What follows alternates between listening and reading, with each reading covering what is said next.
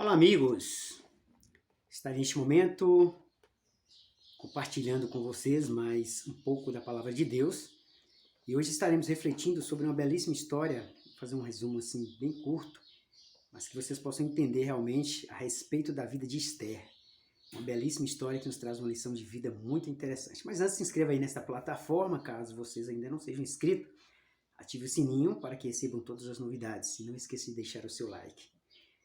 Muito bem, Esté capítulo 4, versículo 13 e 14, que diz assim: Então lhes disse Mordecai que respondessem a Esther: Não imagines que por estares na casa do rei, só tu escaparás entre todos os judeus. Porque se de todo te calares agora, de outra parte se levantará para os judeus socorro e livramento. Mas se tu e a casa de teu pai perecereis, E quem sabe se para conjuntura como esta é que fostes elevada rainha.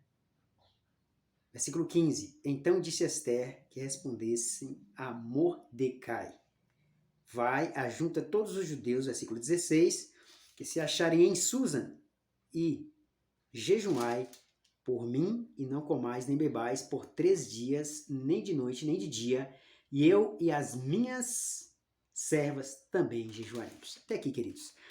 É uma parte de um texto que está dentro de todo o contexto da história de Esther. Como eu disse, eu vou deixar bem resumido, mas na verdade o que estava acontecendo aqui é que durante o período cativeiro babilônico, em que as pessoas foram levadas para a Babilônia sobre o comando de Nabucodonosor, quando ele realmente sitiou, cercou Jerusalém e levou boa parte das pessoas, vasos, depois teve uma outra remessa e foi levando aos poucos. E nesse período foi também Mordecai, que era sobrinho, que era primo de Hadasa, ou seja, Esther, porque os seus pais tinham morrido e ela era muito pequenininha. E depois do cativeiro babilônico, muitos retornaram para Jerusalém, mas muitos ficaram ainda como cativeiros ali na fortaleza de o rei Xerxes, ou rei Assuero. Né? Depois dos Medos e os Persas, eles tomaram todo o reinado ali de Nabucodonosor e continuaram ali tomando conta daqueles que ficaram, né? Como foi realmente também com Neemias. E no palácio de Susan, sob o comando do rei Xerxes, ou rei Assuero, estava Mordecai, como servo de Assuero.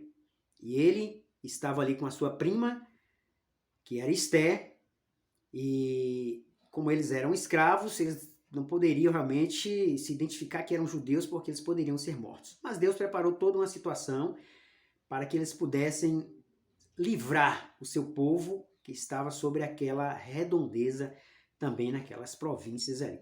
Mas para isso acontecer, como a rainha, né, não apresentou-se diante do rei, então foi necessário que ele a dispensasse, fez realmente tipo um concurso de mulheres, as mulheres mais lindas que estavam na redondeza, inclusive Esther foi uma delas que estava ali e ela foi a escolhida.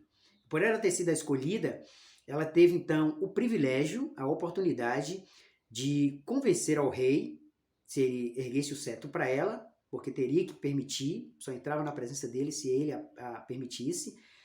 E se isso acontecesse, ela se identificaria e pedir realmente para que o rei não a destruísse o seu povo, porque ela também era judia.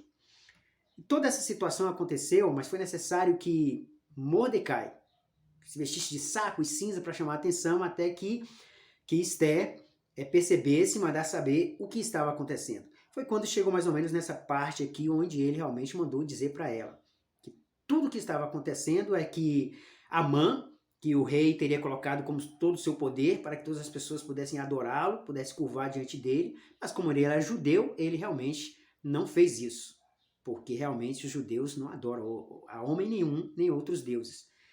E o que ele fez então? E ainda mais como inimigos deles. Então ele se vestiu de saco e cinza, porque eles saberiam que Amã iria destruir todo mundo. Foi necessário que ele chamasse a atenção, passasse o recado para Esther, e ela então reuniu as suas criadas, porque ela já era rainha, né? E pediu para Mordecai também reunir todo o povo e ficasse 3 dias de jejum, porque ela precisava entrar na presença do rei. Mas como Deus é poderoso, isso aconteceu. Deus ouviu realmente as orações, porque é assim que ele faz, ele ouve as nossas orações quando nós clamamos com fé, e ela entrou na presença do rei. Por isso que ele disse aqui na palavra, quem sabe se não foi por isso que Deus a colocou como rainha, para que você pudesse ter a oportunidade de conversar com ele e ele libertar o povo. E é assim que Deus faz. Deus às vezes trabalha de uma maneira maravilhosa, de uma maneira inquestionável, né? De uma maneira assim que nós ficamos boquiabertos, porque é assim que Deus faz. E assim, através das orações, do jejum que eles fizeram e da maneira como Deus usou Esther para ser rainha, ela conseguiu entrar na presença do rei, ele levantou o cetro e o povo judeu não foi realmente destruído por conta disso. É uma história mais bem resumida, mas que vocês realmente pudessem entender como Deus trabalha e como o povo de Deus, aqueles que clamam ao Senhor, podem realmente confiar no Senhor, porque Ele é poderoso para fazer infinitamente mais além daquilo que pensamos e imaginamos. Por isso, não baixe a cabeça diante das lutas, dos problemas, das dores, das dificuldades. Porque se confiamos no Deus que é poderoso, somente Ele pode trazer libertação para cada um de nós, seja física, espiritual, mental, financeira, qualquer coisa. Esta é a mensagem de hoje. Que você possa meditar no capítulo, todos os capítulos de Esther e ler toda a história porque é muito linda.